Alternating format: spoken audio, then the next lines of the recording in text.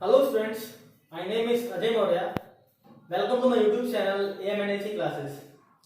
जो भी स्टूडेंट्स हमारे चैनल पे नए हैं वो हमारे चैनल को सब्सक्राइब करना ना भूलें और बेल आइकन जरूर दबा लें ताकि चैनल से जुड़ी कोई भी इंपॉर्टेंट नोटिफिकेशन आपसे मिस ना हो।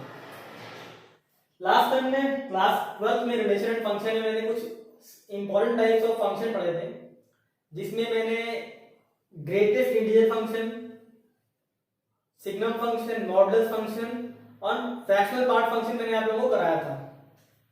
आज हम लोग पढ़ेंगे composition of function and invertible function. अच्छा, कंपोजिशन ऑफ फंक्शन में हमको ये देखना है कि हम लोग फंक्शन, कोई भी दो फंक्शन हमको आपस में कंपोज कैसे करा पाएंगे, उसका हम लोग रूल पढ़ते हैं। ठीक है, चलिए ये देखते हैं हम लोग। लेट किया कि कोई फंक्शन है f, let a function f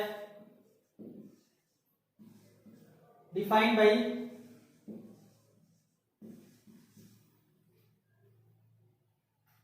f is a function from set a to set b।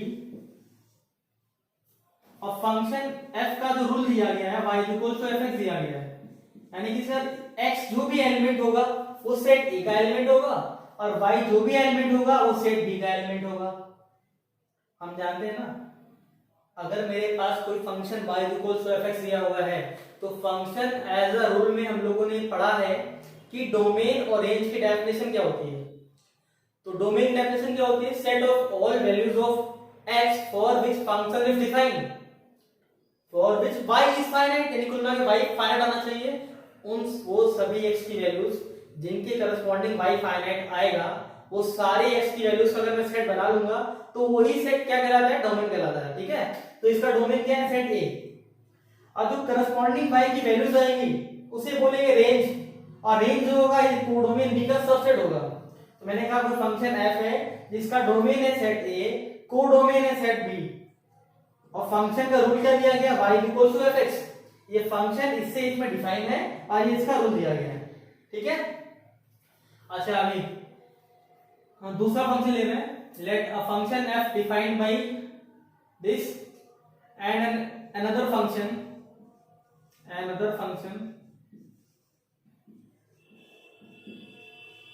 g defined by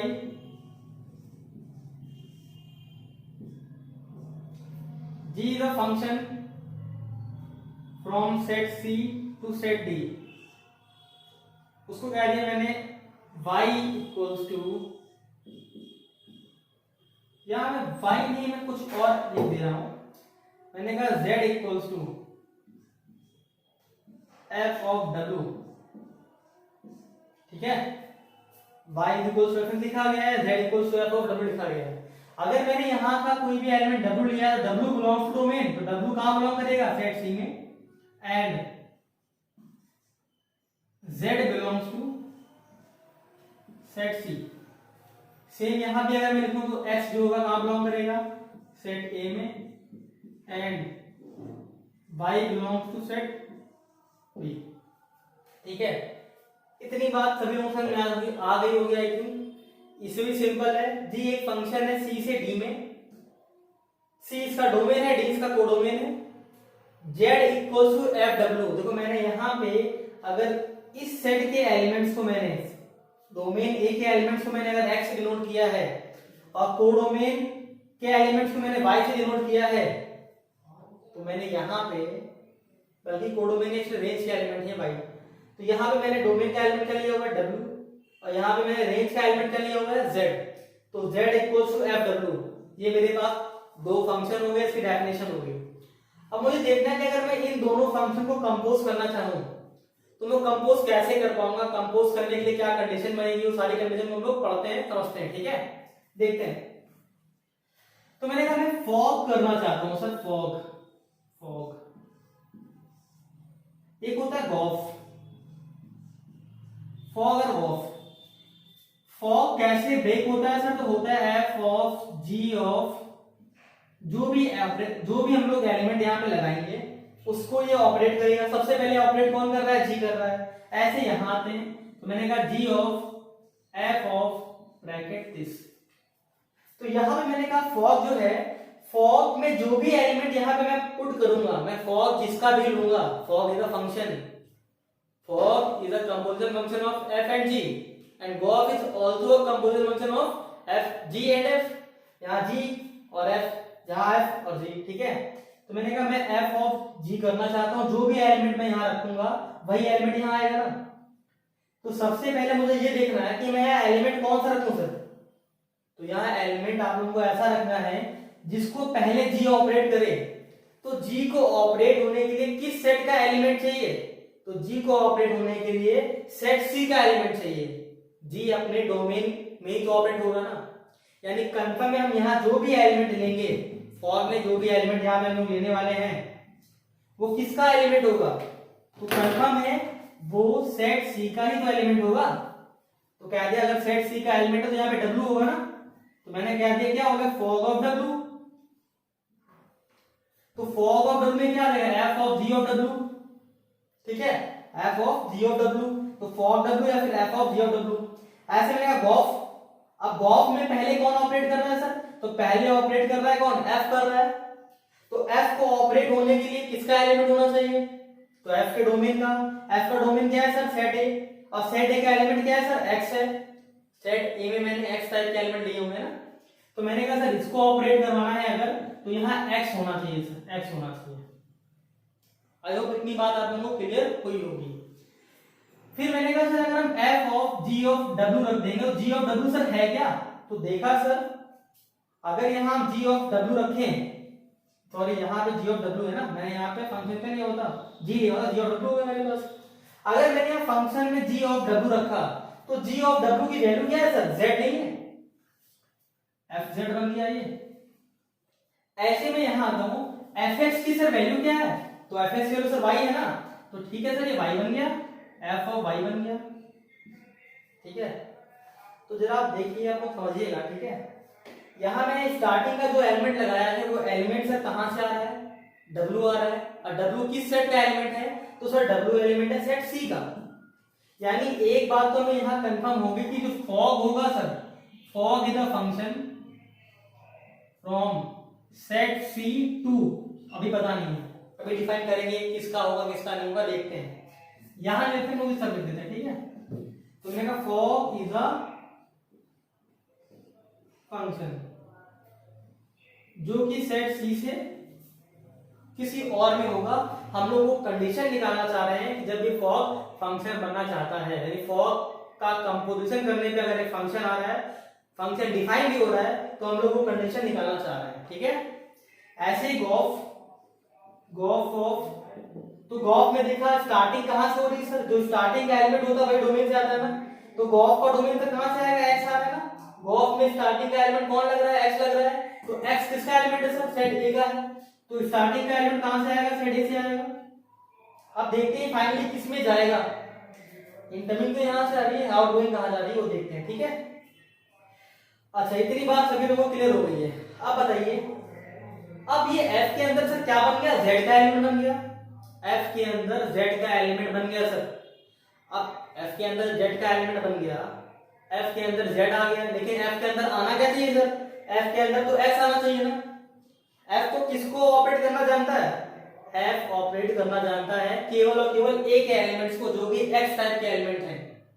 इसका मतलब क्या है सर, अगर इसको डिफाइन होना है, अगर ये फॉग डिफाइन होना चाहता है, तो फॉग को डिफाइन होने के लिए जो भी ये z है, z किस सेट का एलिमेंट है, तो z c का एलिमेंट है। तो जो c सेट है वो सेट a का सबसेट होना चाहिए, यानी सेट c के सारे एलिमेंट सेट a में आने चाहिए, तभी सेट c के सारे एलिमेंट अगर सेट a में आ रहे हैं, तो c के सारे एलिमेंट जब a में आ रहे हैं, तो f जो है आसानी से ऑपरेट कर देगा ना, f ऑपरेट कर देगा इसको। और f ऑपरेट होके कहां मिलेगा सर, तो f ऑपरेट होके कहां मिलता है, सेट b में मिलता है सर। कहां मिलता है, सेट b में। तो मैंने कहा ये फॉग c से b में फंक्शन होगा, कब होगा, तो यहां लिखी दे रहा हूं if c is subset of a, जब सेट c a का सबसेट होगा तभी मेरे पास फॉग जो है वो फंक्शन होगा c से b में।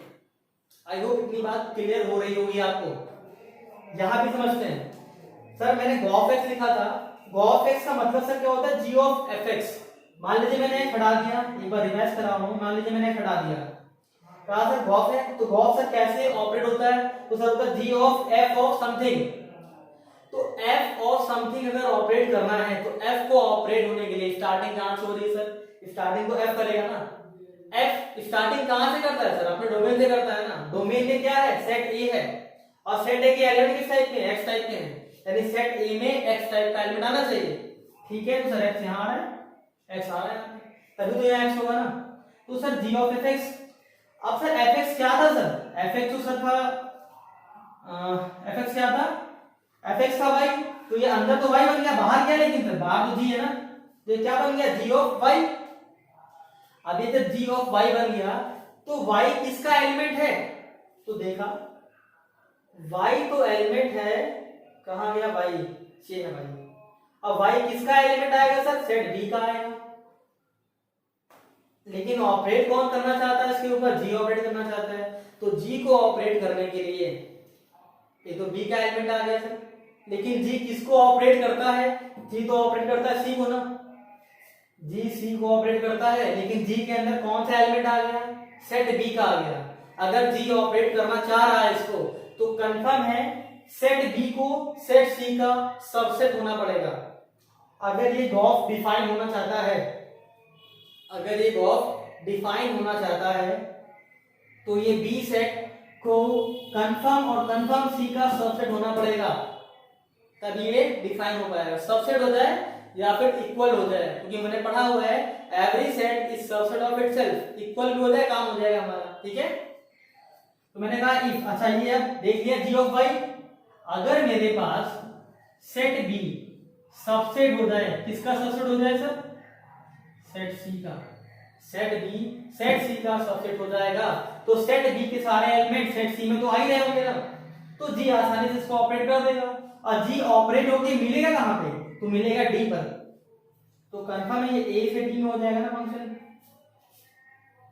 ठीक है, अब फंक्शन को डिफाइन करने के लिए केवल दो चीज की जरूरत पड़ती है, कि एक फंक्शन किस सेट से किस सेट में डिफाइन हो रहा है, और फंक्शन को ऑपरेट करने का रूल क्या है, फंक्शन को ऑपरेट करने का रूल क्या है, और फंक्शन किस सेट से किस सेट में डिफाइन हो रहा है। तो मैंने ये दोनों कंडीशन लिख दी कि फॉर सर कब डिफाइन होगा, जब सर सी सबसेट हो ए का, गॉफ सर कब डिफाइन होगा, जब बी सबसेट हो सी का, और किससे किस में डिफाइन होगा, तो फॉर होगा सी से बी में डिफाइन, और गॉफ होगा ए से डी में डिफाइन होगा। ठीक है, आई होप इतनी बात आप लोगों को क्लियर हुई होगी। अब ये कुछ एग्जांपल देखते हैं और ये बातें क्लियर होंगी। ठीक है, सभी लोग इसको पॉज करके वीडियो को नोट कर ले, आई होप सभी नोट कर लिया होगा।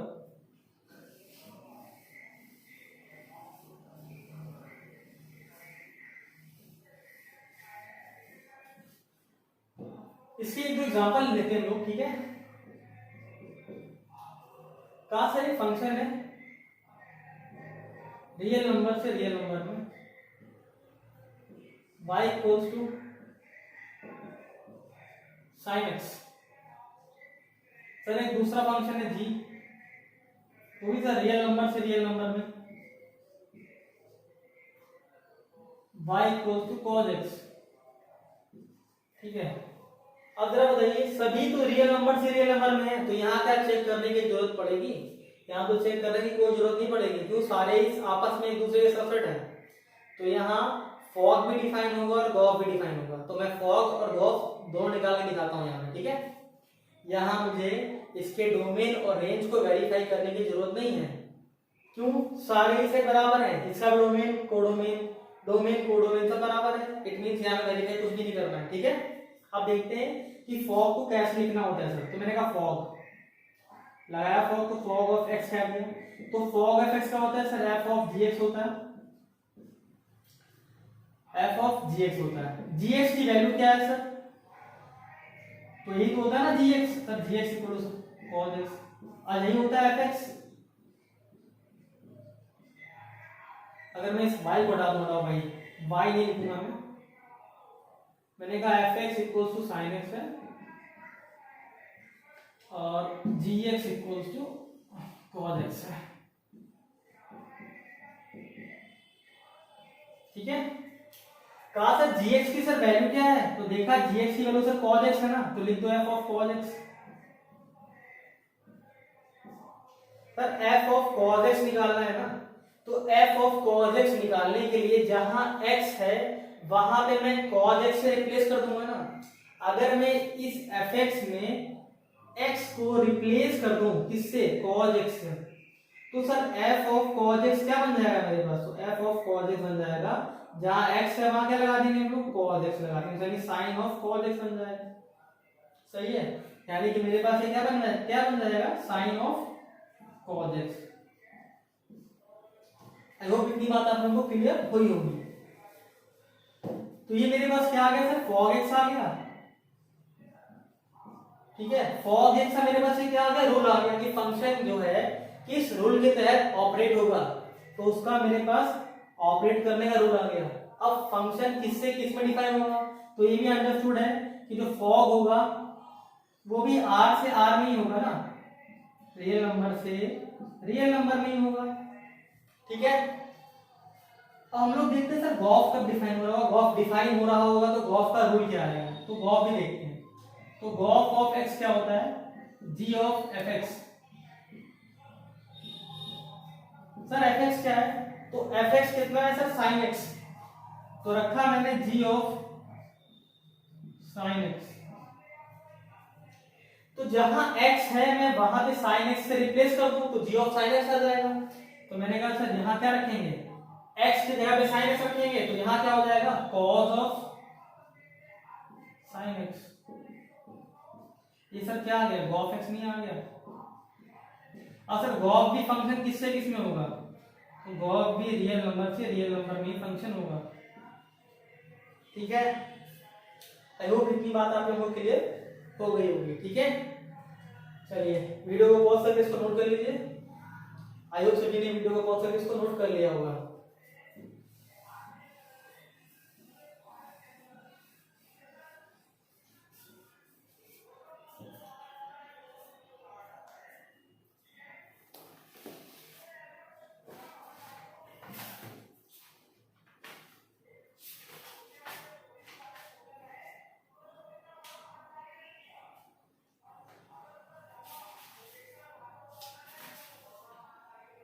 इसमें हम लोग जरा कुछ क्वेश्चन देखते हैं। ठीक है, क्वेश्चंस को कैसे सॉल्व करना है समझते हैं।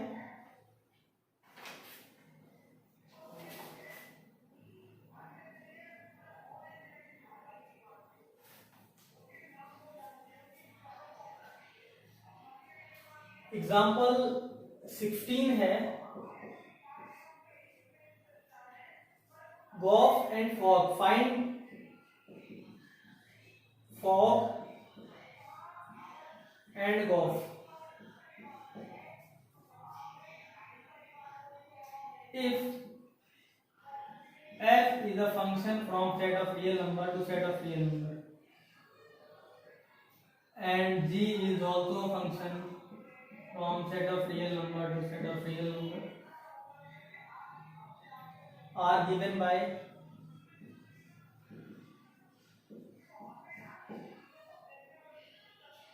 fx equals to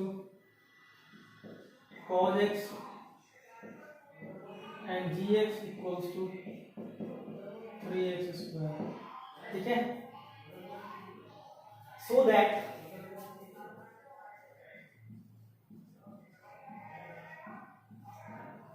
fog is not equal to gauge, fog और gauge आपस में इक्वल नहीं है।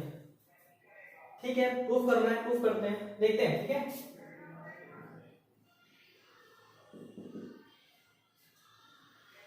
सिंपल है, fx यानी f फंक्शन भी रियल नंबर से रियल नंबर में है, g फंक्शन भी रियल नंबर से रियल नंबर में है, यानी कि फॉग भी सर रियल नंबर से रियल नंबर में ही तो आ रहा होगा। ऐसे ही गॉफ भी रियल नंबर से रियल नंबर में ही आ रहा होगा। ठीक है, गॉफ और फॉग दोनों ही सेट ऑफ रियल नंबर से सेट ऑफ रियल नंबर में आ रहे होंगे। अब सर अगर फॉग को ऑपरेट करना है तो जानते हैं फॉग सर क्या होता है, अगर मैं फॉग x लिखूं तो फॉग x क्या होता है, f ऑफ gx। ठीक है सर, gx की वैल्यू क्या है, तो gx की वैल्यू है 3x², उठा के gx की वैल्यू यहाँ पुट करते हैं, तो f ऑफ सर क्या बन गया 3x²। अब सर f ऑफ 3x² की अगर वैल्यू चाहिए तो जहां भी fx में जहां भी x आ रहा होगा वहां पे हम लोग 3x² से रिप्लेस कर देंगे। तो देखते हैं fx इक्वल्स टू क्या है cos x है सर। कहा सर इस x को रिप्लेस करना है किससे सर 3x² से, तो यहां पे भी जो ये x होगा वो भी 3x² से रिप्लेस हो जाएगा ना, यानी सर क्या बन जाएगा cos ऑफ 3x², सिंपल है। ठीक है, तो ऐसे ही यहां ये क्या बन जाएगा sir cos of 3x², simple. ठीक है, ये सर क्या आ गया मेरे पास log x आ गया, log x का सिंपल सा रूल आ गया, और log x set of real number से सेट ऑफ रियल नंबर पे डिफाइन है। अब ऐसे गॉफ निकालते हैं, तो gof of x equals to g of fx, तो g ऑफ fx सर fx की वैल्यू क्या है, fx की वैल्यू है cos x, तो रखा सर g के अंदर क्या बन गया cos x। अगर हमें g ऑफ cos x चाहिए तो gx में जहां x है x को रिप्लेस करा दूंगा cos x से, तो मैं अगर यहाँ पे x की जगह पे cos x रखूंगा पुट करूंगा तो यहाँ भी x की जगह पे cos x आ जाएगा ना, यानी यहाँ क्या आ जाएगा सर 3 cos² x। ठीक है, तो gॉफ x की वैल्यू क्या आ गई 3 of cos² x। log x क्या आ गया सर cos ऑफ 3x², दिखाई पड़ रहा है दोनों सर आप लोग इक्वल नहीं है, नहीं simply cos of 3x² is not equal to 3 cos² x. It is obvious from the above. इसे इक्वेशन 1 कर लेना, इसे 2 कर देना। ठीक है, ये क्या बन गया sir log x is not equal to log x, यानी log is not equal to cos। ठीक है, आई होप इतनी बात आप लोगों को क्लियर हुई होगी। तो कंपोजिशन ऑफ फंक्शन में कैसे हम लोगों को कंपोजिशन करना होगा फंक्शन का, इतनी बात आप लोगों को क्लियर हुई होगी। ठीक है, तो आज के टॉपिक में इतना ही। नेक्स्ट वीडियो में मैं आपको इन्वर्टिबल फंक्शन के बारे में बताऊंगा कि कोई भी फंक्शन इन्वर्टिबल कब होता है। अच्छा, इन्वर्टिबल फंक्शन से आगे का टॉपिक जो चैप्टर है इनवर्स ट्रिग्नोमेट्री, तो इनवर्स ट्रिग्नोमेट्री पूरी तरह से इन्वर्टिबल फंक्शन पे ही डिपेंड करती है कि कैसे ट्रिग्नोमेट्रिकल फंक्शन इन्वर्टिबल बन जाते हैं, तभी तो उसका इनवर्स ट्रिग्नोमेट्रिकल फंक्शन डिफाइन होता है ना। तो ये सब हम लोग नेक्स्ट वीडियो में जानेंगे। आज के लिए इतना ही। जितने भी व्यूअर्स नए हैं हमारे चैनल पे तो सभी हमारे चैनल को सब्सक्राइब जरूर कर लें और बेल आइकन जरूर दबा लें ताकि चैनल से जुड़े कोई भी इंपॉर्टेंट अपडेट्स आपसे मिस ना हो। Thank you very much.